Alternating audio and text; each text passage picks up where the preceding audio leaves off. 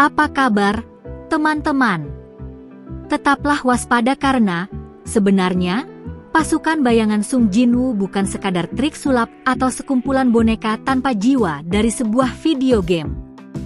Supaya kalian paham, setiap kali gema, bangkitlah yang legendaris itu terdengar, Jinwoo tidak hanya menghidupkan kembali orang mati.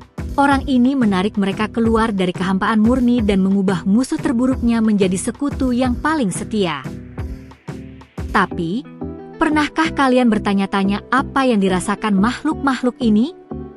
Seperti yang terlihat, para jenderalnya adalah raja-raja yang jatuh, komandan kuno, dan monster haus darah yang hidupnya terikat selamanya pada Shadow Monarch. Hari ini kita akan membedah satu persatu untuk memahami siapa mereka sebelum menjadi bagian dari Legiun Kematian ini. Dan jika kalian suka kita menyelam sedalam ini ke dalam lore, tetaplah di sini sampai akhir, karena aku akan menceritakan bagaimana bayangan-bayangan ini mengubah jalannya seluruh cerita. Sementara itu, subscribe ke channel agar tidak ketinggalan raid ke dunia solo leveling. Ayo kita mulai! Kita mulai dengan prajurit paling ikonik dan yang pertama dalam koleksi Jinwoo, Igris si Merah yang Agung. Ingatlah pertarungan di dasar Dungeon itu di mana Jinwoo, yang saat itu masih sangat hijau, berhadapan langsung dengan ksatria ini di ruang tahta yang kosong. Sebenarnya, Igris adalah definisi dari kehormatan. Supaya kalian paham, dia tidak hanya menjaga tahta yang ditinggalkan, dia sedang menunggu seseorang yang layak untuk duduk di atasnya. Seperti yang diketahui kemudian melalui lore yang lebih mendalam, Igris adalah tangan kanan Ashborn sejak sang Shadow Monarch berperang melawan pasukan langit. Orang ini telah melihat dunia runtuh dan dewa-dewa lahir. Hal bertarung melawan Jinwoo dengan tangan kosong, tanpa pedangnya, itu bukan karena kesombongan. Sebenarnya, itu adalah tindakan rasa hormat. Igris merasakan percikan dari tuan sejatinya pada pemburu muda itu dan ingin menguji tekadnya. Ketika dia berlutut di hadapannya, masa kesepiannya pun berakhir. Dia menjadi hati nurani bagi Jinwoo, pelindung bisu yang kemuliaannya menjaga kegelapan yang terus tumbuh di dalam diri sang protagonis agar tetap terkendali. Tapi cerita Beru, sang Raja Semut, adalah bahasan lain. Supaya kalian paham, Beru adalah perwujudan hasrat gila untuk berevolusi.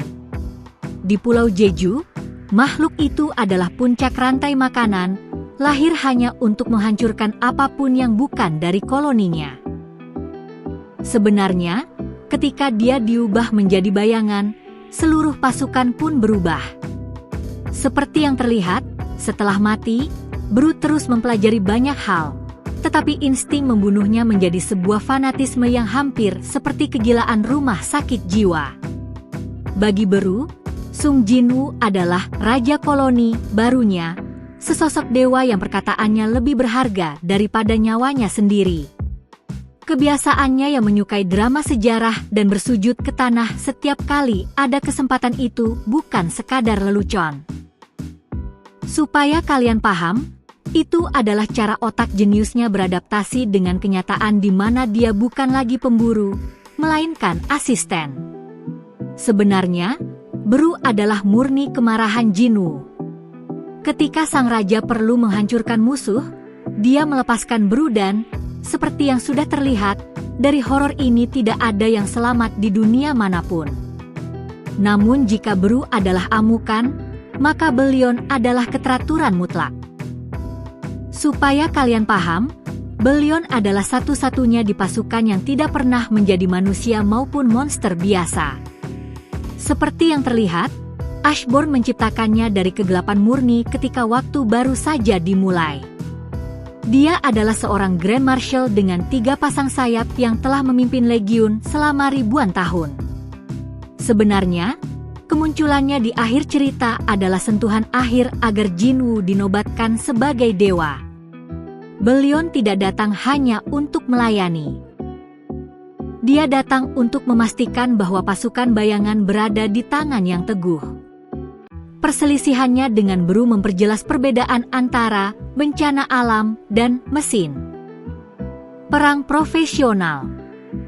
Bellion adalah bukti nyata bahwa Jinwoo tidak lagi milik bumi. Dia telah menjadi bagian dari keseimbangan kosmik, seorang komandan dengan kekuatan untuk menghapus seluruh dimensi. Supaya kalian paham, Bellion adalah disiplin dan kekuatan tanpa batas yang sekarang hanya patuh pada satu orang. Meski begitu, pasukan ini tidak hanya terdiri dari makhluk kuno. Sebenarnya, contoh paling kelam dari kekuatan Jinwoo adalah bayangan yang terbuat dari manusia. Ingatlah Iron, yang saat masih hidup adalah pemburu rang es, Kim Chol. Supaya kalian paham, orang ini adalah perwujudan keangkuhan dan kekejaman. Tapi, seperti yang terlihat, setelah mati, sistem menghapus seluruh egonya dan hanya menyisakan kemampuannya. Iron menjadi pelindung yang setia dan hampir kekanak-kanakan. Sebenarnya, ini adalah transformasi yang membuat merinding. Jinwoo benar-benar menyatukan jiwa musuh-musuhnya dan mengubah dosa-dosa mereka menjadi alat untuk menang. Iron tidak lagi ingat ambisinya, hanya ingat perisainya dan perintah untuk menjaga orang-orangnya. Hal yang sama berlaku untuk Great, mantan prajurit elit. Supaya kalian paham, Jinwoo tidak hanya mengambil kekuatan mereka, dia mengambil hak mereka untuk beristirahat, memaksa mereka membayar hutang dengan melayani selamanya di dalam bayang-bayang. Seperti yang terlihat, ini adalah keadilan paling berat di dunia solo leveling. Dan kita tidak boleh melupakan mereka yang mewakili kekuatan fisik murni, Tank, pemimpin beruang es, dan Kaisel, naga yang jatuh. Sebenarnya, makhluk-makhluk ini menunjukkan bahwa kendali sang monarch menjangkau hingga ke alam itu sendiri. Supaya kalian paham, Kaisel dulunya adalah kendaraan Monarch of the Mons, tapi sekarang dia adalah sayap bagi Jinwoo. Seperti yang terlihat, memiliki naga di dunia ini adalah simbol status yang paling berat yang pernah ada. Ketika Kaisel menutupi matahari dengan bayangannya di seluruh kota, dunia mengerti bahwa telah datang seseorang yang berada di atas semua raja. Tank, di sisi lain, adalah kekuatan kasar yang menghancurkan pertahanan apapun. Hewan-hewan ini tidak berbicara, tetapi kesetiaan mereka terasa dalam setiap gerakan. Sebenarnya, mereka adalah pengingat bahwa Jinwoo telah menjinakkan semua elemen, dari es di Gua-Gua Utara hingga api di Kastil Iblis. Sebenarnya, semakin besar pasukan ini tumbuh, semakin Jinwoo sendiri berubah.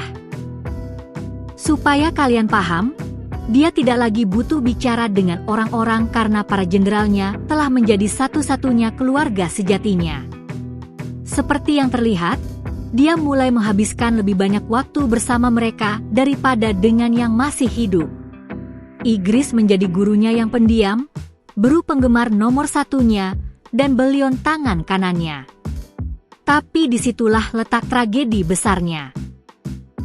Supaya kalian paham, Jinwoo mengelilingi dirinya dengan jutaan jiwa, tapi akhirnya dia menjadi makhluk paling kesepian di alam semesta. Dia berbicara dengan bayangan yang hanya mencerminkan pikirannya sendiri. Sebenarnya, legionnya adalah cermin dari jiwanya sendiri. Ygritte adalah sisa dari kehormatannya, Bru adalah kemarahan yang dia simpan, dan Bellion adalah ketenangan dari dewa yang dingin. Seperti yang terlihat, koneksi ini berjalan dua arah. Bayangan-bayangan itu merasakan setiap emosi tuannya. Ketika Jinwoo sedang marah, mana miliknya bergetar. Ketika dia tenang, mereka tetap diam dalam formasi yang sempurna. Supaya kalian paham, pasukan ini bukan hanya prajurit, mereka adalah perpanjangan dari pikiran sang monarch. Sebenarnya, Jinwoo melihat dunia melalui mata mereka, mendengar melalui telinga mereka, dan memukul dengan tangan mereka. Ini membuatnya berada di mana saja dalam waktu yang sama. Tapi harga dari menjadi seberat itu adalah kehilangan kontak dengan mereka yang masih hidup. Seperti yang terkonfirmasi, dia tidak bisa lagi duduk di kafe untuk menikmati hidup, karena di punggungnya selalu ada ribuan prajurit yang siap berperang. Supaya kalian paham, akhir dari solo leveling bukanlah kemenangan manusia atas monster, melainkan penyatuan total sang pahlawan dengan pasukannya. Sebenarnya, Sung Jinwoo dan para jenderalnya telah menjadi satu, sebuah legenda hidup yang akan menjaga batas-batas realitas selamanya dalam keheningan murni. Tapi kalau menurut kalian, apa pendapat kalian tentang pasukan ini? Sebenarnya, kisah kesetiaan mana yang paling menyentuh kalian? Supaya kalian paham, perdebatan tentang siapa yang lebih menyeramkan, apakah Igris atau Beru, sudah berlangsung selama bertahun-tahun di kalangan penggemar. Seperti yang menjadi jelas, setiap jenderal layak mendapatkan videonya sendiri untuk menjelaskan masa lalu mereka. Tuliskan di kolom komentar siapa bayangan favorit kalian dan apa alasannya. Komentar kalian sangat membantu channel ini dan, sebenarnya, aku akan membaca semua teori kalian tentang siapa prajurit-prajurit ini di kehidupan masa lalu mereka. Sebenarnya, like dari kalian adalah dukungan terbaik untuk terus memproduksi analisis panjang solo leveling ini. Jika kalian menyukai rincian tentang para jenderal ini, jangan lupa untuk subscribe dan aktifkan loncengnya. Dan jika kalian ingin tahu kenapa Sung Jinwoo berhenti menjadi manusia, cek video sebelumnya, aku akan taruh linknya di layar. Supaya kalian paham, masih banyak rahasia dari dunia isekai dan analisis anime-anime paling gila lainnya.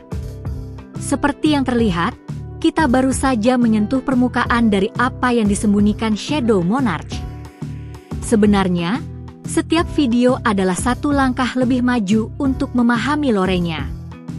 Tetaplah bersama kami, tingkatkan level pengetahuan kalian dan ingatlah, bayangan selalu mengikuti yang terkuat. Sampai jumpa di raid berikutnya. Sebenarnya, ini baru saja dimulai. Semoga beruntung untuk semuanya dan kita bertemu di kegelapan abadi.